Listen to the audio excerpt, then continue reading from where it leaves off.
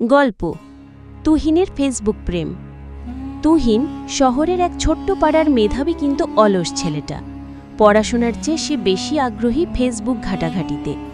তার সকাল শুরু হয় ফেসবুক নোটিফিকেশন দেখে, আর রাত শেষ হয় রিল ভিডিওতে হেসে হেসে। মা চিৎকার করে বলে, তুহিন, বই নিয়ে বসবি কবে? সারাদিন মোবাইলেই লেগে আছিস।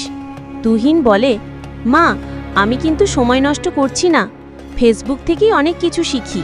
আজই একটা রিল থেকে শিখলাম কিভাবে 1 মিনিটে ডিম সিদ্ধ করতে হয়। মা চোখ ঘুরিয়ে বলে, তাহলে কাল থেকে তুই রান্না করবি। তুহিন খুব ভালো করে বুঝে গেছে ফেসবুক একটা মজার দুনিয়া। নতুন মানুষ, পুরনো বন্ধু, হাসির ভিডিও, জ্ঞান ভাণ্ডার সবকিছুই আছে সেখানে। কিন্তু একদিন একটা ঘটনা তার চোখ খুলে দিল।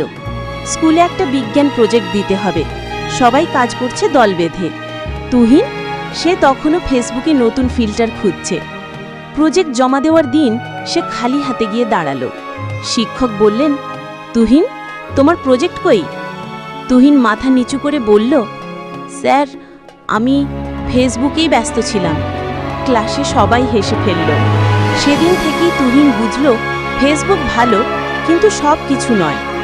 সে ফেসবুক ব্যবহারে সময় বেঁধে দিল রাতে 1 ঘন্টা, আর দিনের বাকি সময় দিল নিজেকে গড়তে, বন্ধুদের সঙ্গে খেলতে, বই পড়তে।